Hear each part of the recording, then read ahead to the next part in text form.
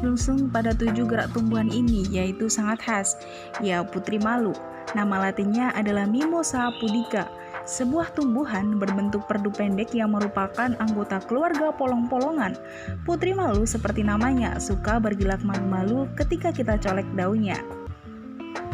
Tapi tahukah bahwa sebenarnya tumbuhan keluarga polong-polongan ini mempunyai ciri khas tersendiri, yaitu bergerak ketika ada rangsangan. Namun putri malu adalah jenis yang paling sensitif. Dia benar-benar yang paling pemalu di antara semuanya.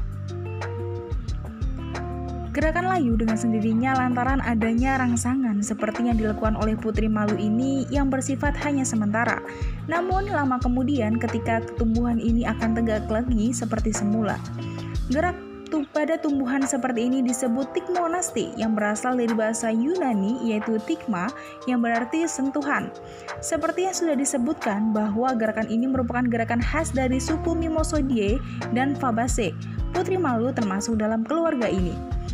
Selain disebut tikmonasti, gerak ini juga dikenal dengan nama seismonasti.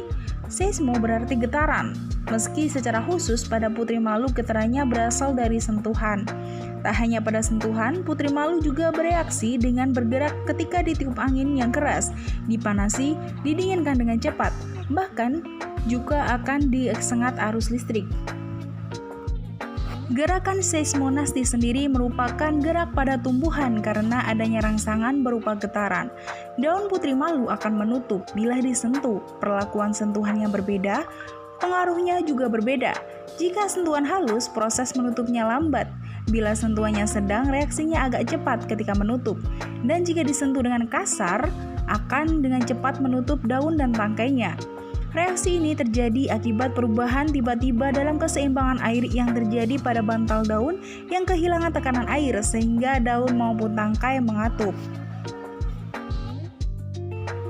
Keras dan halusnya getaran sentuh yang diberikan melalui kecepatan menutup daun putri malu. Semakin keras getaran sentuh, maka kecepatan menutup daun putri malu akan semakin cepat. Begitupun pula sebaliknya. Semakin halus getaran sentuh yang diberikan, maka semakin menutup daun putri malu akan semakin lambat. Selain itu, luas permukaan bidang sentuh juga mempengaruhi kecepatan menutup daun putri malu. Permukaan sentuh yang luas akan menghasilkan gaya yang besar sehingga akan meningkatkan kecepatan penutup daun putri malu. Sedangkan semakin kecil luas permukaan bidang sentuh, maka gaya yang dihasilkan juga semakin kecil. Hal tersebut menyebabkan kecepatan menutup daun putri malu semakin lambat. Daun putri malu akan segera menutup setelah disentuh. Daun-daun tumbuhan ini sensitif dalam tanggapan terhadap sentuhan dan tahapan penambatan temperatur. Daun-daun akan mengatup dari posisi tegak hampir seketika setelah menerima rangsang. Hal tersebut terlihat seperti tanaman putri malu memiliki cervix saraf. Tetapi mekanisme itu adalah gerakan air ke dalam dan keluar sel. Pada pangkal setiap tangkai daun putri malu dan beberapa tumbuhan polong lainnya didapati beberapa adanya pilvinus, yaitu suatu bonggol yang mengandung sel-sel besar dengan banyak rongga. Nah, apabila suatu daun putri malu tegak, semua sel-sel pulvinus ini menggembung. Kelakuan mekanisme tersebut dipertahankan oleh turgor ini yang menjaga ketegakan daun dari putri malu.